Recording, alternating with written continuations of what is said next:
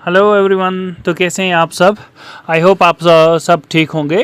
तो जैसा कि आप लोग जानते हैं कि आज हम लोग गेस के बारे में बात करेंगे, क्लास 12th मैथमेटिक्स के रिलेटेड। ठीक है, तो ऑलरेडी आप लोग जानते हैं कि जब भी मैंने गेस दिया है तो उसके मैक्सिमम क्वेश्चंस आप लोगों ने एग्ज़ाम में देखे होंगे।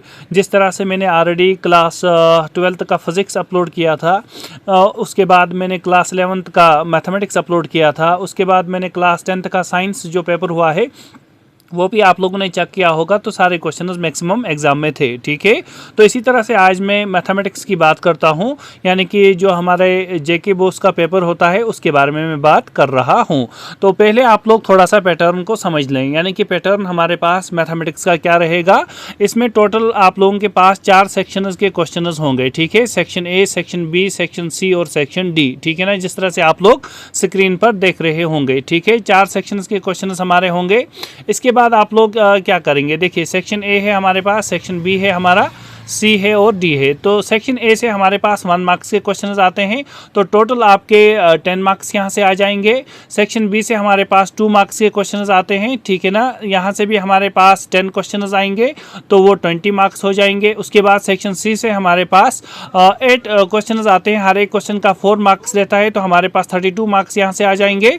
और सेक्शन डी की अगर हम लोग बात करें तो सेक्शन डी में हमारे पास टोटल नंबर ऑफ क्वेश्चन 3 रहते हैं, हर एक क्वेश्चन का 6 मार्क्स रहता है, तो टोटल नंबर ऑफ मार्क्स हमारे पास 18 आ जाएंगे। तो अगर आप लोग टोटल मार्क्स देखें तो टोटल मार्क्स हमारे कितने आ जाते हैं यहाँ से, तो टोटल हमारे पास 80 मार्क्स का पेपर होगा। ठीक है, 80 मार्क्स का पेपर यहाँ से रहेगा। हो गया ये। अब देखिए, अब इंपॉर्टेंट क्वेश्चंस की बात करते हैं। तो इंपॉर्टेंट क्वेश्चंस कौन कौन से होंगे, तो पहले यूनिट की बात मैं करता हूं, यानी कि रिलेशन एंड फंक्शंस। तो आप लोग चाहें स्क्रीनशॉट ले सकते हैं, तो या आप लोग चाहें तो नीचे मैं टेलीग्राम का लिंक दे दूंगा, वहां से भी आप लोग ये वाले क्वेश्चंस को डाउनलोड कर सकते हैं। तो देखिए एक्सरसाइज 1.1 में ये वाले क्वेश्चंस मैंने दिए हैं। एक्सरसाइज 1.2 एग्जाम्पल्स कौन सी हैं और मिसलिनियस एक्सरसाइज। ठीक है, उसके बाद बात कर लेते हैं दूसरे वाले चैप्टर की, यानी कि इनवर्स ट्रिग्नोमेट्रिक फंक्शंस की। तो कौन कौन से क्वेश्चंस इंपॉर्टेंट है तो आप लोग स्क्रीन पर देख सकते हैं। उसके बाद हम लोग मैट्रिसेस एंड डिटर्मिनेंट्स की बात करें तो यहाँ पर मैंने मैट्रिसेस के सारे क्वेश्चंस को लिख दिया है। मिसलिनियस एक्सरसाइज में कौन से क्वेश्चन होंगे और एग्जाम्पल्स कौन सी काफ़ी ज़्यादा इंपॉर्टेंट है। उसके बाद हम लोग जाते हैं डिटर्मिनेंट्स पे। तो डिटर्मिनेंट्स के क्वेश्चंस ये सारे आप लोग देख रहे होंगे, तो इन सारे क्वेश्चंस को अच्छे से देख लें और अच्छे से प्रिपेयर कर लें।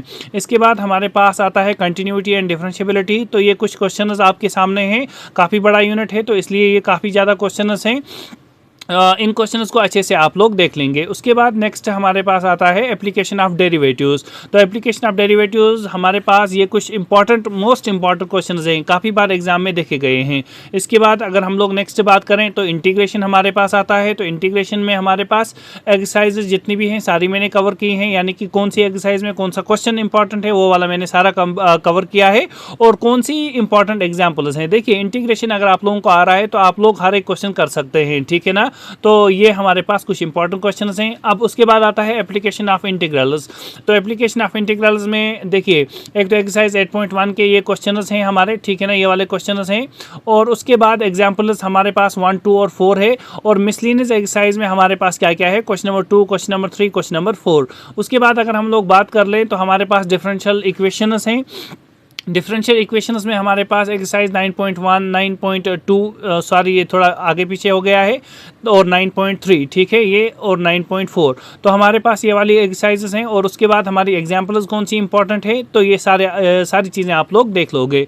उसके बाद नेक्स्ट में बात कर लेता हूँ वेक्टर्स की। तो वेक्टर्स में हमारे पास एक्सरसाइज 10.1 इंपॉर्टेंट नहीं है, 10.2, 10.3, 10.4। ठीक है, और एग्जाम्पल्स ये वाली और मिसलिनियस एक्सरसाइज के ये वाले क्वेश्चंस, इनको भी अच्छे से आप लोग देख लेंगे। उसके बाद हम लोग बात करते हैं 3D की। तो 3D हमारे पास ये वाले क्वेश्चंस हैं, तो इन वाले क्वेश्चंस को आप लोग अच्छे से देख लेना।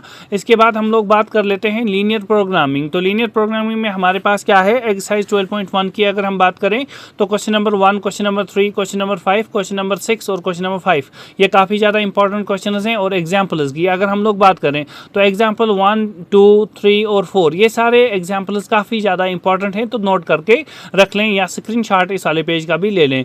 उसके बाद हमारे पास आता है प्रोबेबिलिटी, ठीक है ना। प्रोबेबिलिटी यानी कि लास्ट यूनिट हमारे पास है इसका। तो प्रोबेबिलिटी में हमारे पास क्या क्या चीज़ें हैं, तो एक्सरसाइज 13.1 आप लोग देख सकते हैं, क्वेश्चन नंबर 1, 2, 3, 4, 5, 6 ये वाले सारे। इसी तरह से हमारे पास exercise 13.2, exercise 13.3, exercise miscellaneous exercise हमारे पास question number 5 and question number 10 है। और एग्जाम्पल्स हमारे पास 1, 3, 6, 9, 15 और 16। तो ये सारी हमारे पास इंपॉर्टेंट क्वेश्चंस और एग्जाम्पल्स हैं, ठीक है।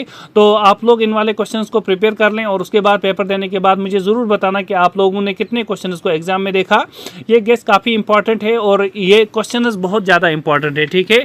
तो अगर आप लोगों को ये वीडियो अच्छा लगे तो अपने फ्रेंड्स के साथ ज़रूर शेयर करना, जो क्लास 12th के फ्रेंड्स हैं आपके जिनका मैथमेटिक्स सब्जेक्ट है, और वीडियो को ज़रूर लाइक करना। Thank you.